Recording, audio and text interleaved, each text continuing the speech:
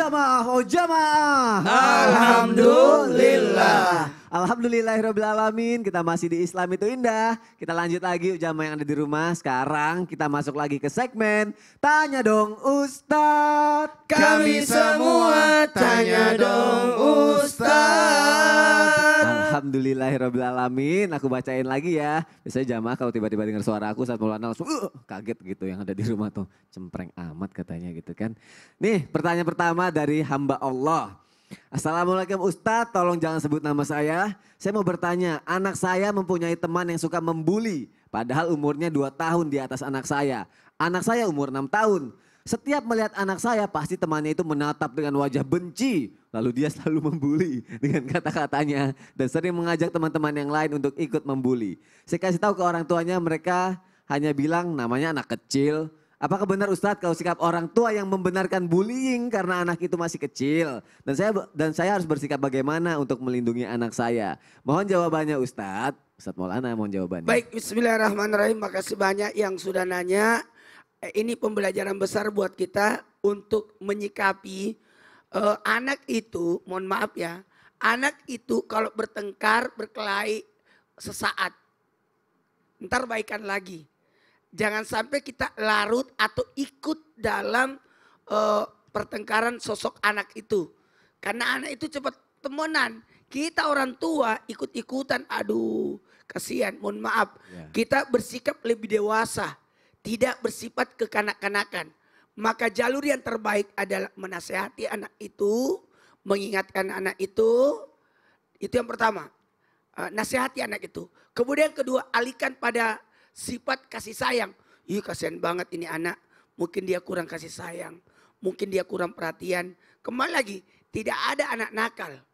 Tidak ada anak bodoh. Prinsip kita tidak ada anak nakal. Karena kenapa ada anak nakal? Karena kurang perhatian.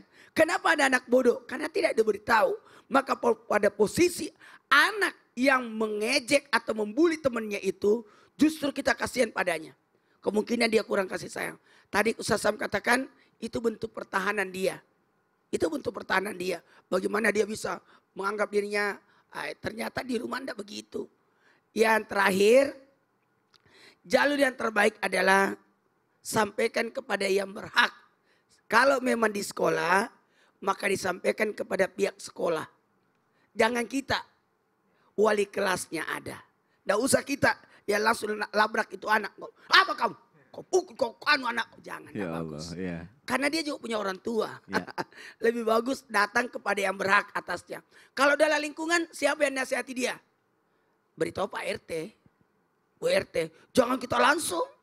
Karena kau cubit anaknya orang, pasti datang juga orang tuanya. Takutnya nanti akhirnya mereka jadi sahabat malah orang tuanya yang berantem Itu yang selamanya. terjadi. Ya Itu yang terjadi. Allah. Anak mungkin sudah baikan, tapi Ya. orang tua tidak mungkin. Aduh, nauzubillah min Susah. dzalik. Terima kasih Ustadz Maulana Iya. untuk penjelasannya. Semoga terjawab jamaah yang ada di rumah. Pertanyaan selanjutnya dari distributor Mangga Alpukat Padang nih kayaknya. Assalamualaikum Ustadz, maaf mau bertanya. Jika kita pernah membuli seseorang atau menghinanya dan lalu kita menyesal dan kita mau meminta maaf kepada orang tersebut tapi kita tidak bisa menemukan orang tersebut. Bagaimana Ustadz? Assalamualaikum Ustadz dan mohon tolong penjelasannya Ustadz. Habib Usman mohon jawabannya Habib. Ya akhir. Bismillahirrahmanirrahim. Allahumma salli ala Sayyidina Muhammad wa ala ali Sayyidina Muhammad. Ingat, ada hablum minallah, ada hablum minan nas. Kalau hablum minallah, ketika kita mempunyai dosa, minta sama Allah, bermunajat kepada Allah, ampunan kepada Allah, taubatan nasuha, dikabulkan doanya sama Allah, diterima insya Allah taubatnya. Tapi kalau sama manusia, kita harus minta maafnya dengan cara apa? Cari dia sampai dapat, cari sampai dapat. Karena pernah dulu ngebullying, pernah menghina, mencaci dan lain sebagainya, cari sampai dapat. Kalau misalkan gak dapat, temuin keluarganya. Minta maaf terhadap keluarganya dan bantu terhadap keluarganya. Nanti insya Allah almarhum atau almarhumah melihat kebaikan kita. Dan atau doakan, berikan sodako atas namanya. Apapun dilakukan dengan cara yang ma'ruf, dengan cara yang baik, dengan tujuan menyenangkan hati yang pernah kita bullying. Kita minta maaf dengan tulus dan ikhlas. Dan juga berharap agar yang kita bullying ini memberikan maaf kepada kita dengan cara menghampiri, mencari, mendoakan, memberikan sedekah, temui keluarganya, berbuat baik terhadap keluarganya. Ini adalah bentuk cara permintaan maaf. Kalau ketemu alhamdulillah minta maaf sampai dapat bagaimana caranya dia maafin kita. Karena apa?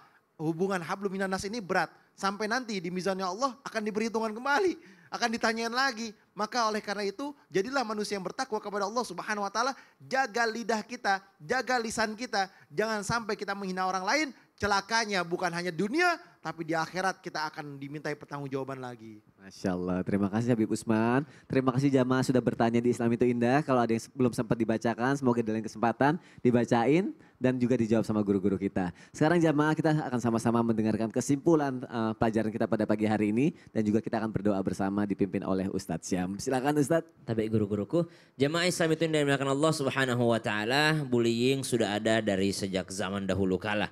Maka subhanallah buat jamaah yang merasa pernah dibully, yakinlah kita dibully bukan karena kekurangan kita. Betapa sempurnanya baginda Nabi SAW, tapi masih ada yang membuli Nabi SAW.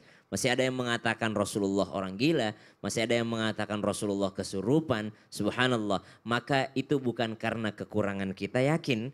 Tapi karena memang ada orang yang tidak senang dengan kita. Mereka iri dengan kelebihan yang Allah berikan kepada kita. Yakinlah bahwa ketika ada orang yang iri kepada kita, berarti kita mempunyai kelebihan. Karena tidak ada satupun orang yang iri terhadap keburukan. Yang kedua, mungkin sahabat-sahabat di rumah, jamaah Islam itu Indah ada di rumah, tidak merasa pernah membuli orang lain. Namun mungkin pernah ada kalimat yang terlontar sehingga menyakiti perasaan orang lain. Ketika kalimat itu sudah keluar, maka tidak menjadi milik kita lagi. Sudah milik orang lain. Mungkin bagi kita itu biasa, tapi bisa jadi itu sangat menyakitkan bagi orang lain. Maka jagalah lisan kita, jagalah diri kita, perlakukanlah orang lain sebagaimana kita ingin diperlakukan. Maka kama tadi nutudan, sebagaimana engkau ingin diperlakukan, begitu pula cara engkau memperlakukan orang lain. Hati-hati, setiap kalimat, setiap huruf bahkan itu semua dimintai pertanggungjawaban oleh Allah Subhanahu wa taala. Maka la yaskhar qaumun min qaum asa ayyakunu khairam minhum.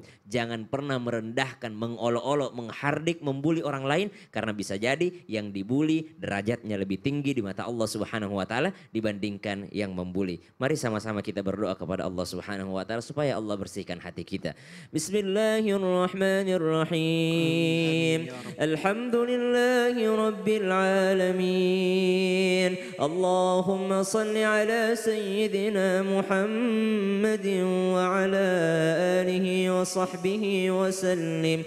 ربنا تقبل منا إنك أنت السميع العليم وتب علينا إنك أنت التواب الرحيم اللهم اجعلنا خيرا مما يظنون. Ya Allah, jadikan kami lebih baik daripada apa orang yang sangkakan kepada kami. Waghfir lana ma la ya'lamun. Ampuni dosa kami jikalau kami terlihat baik di hadapan orang lain. Wala tu'akhidna bima yaqulun. Jangan engkau hukum kami atas apa yang orang-orang beritakan tentang kami. Wa sallallahu ala sayyidina Muhammad walhamdulillahi rabbil alamin. Amin ya rabbal alamin. Masya Allah, terima kasih kepada guru-guruku yang tercinta. Terima kasih jamaah sudah menyaksikan Islam itu Indah. Insya Allah besok kita ketemu lagi. Wassalamualaikum warahmatullahi wabarakatuh. Waalaikumsalam warahmatullahi wabarakatuh. Salatullah, salamun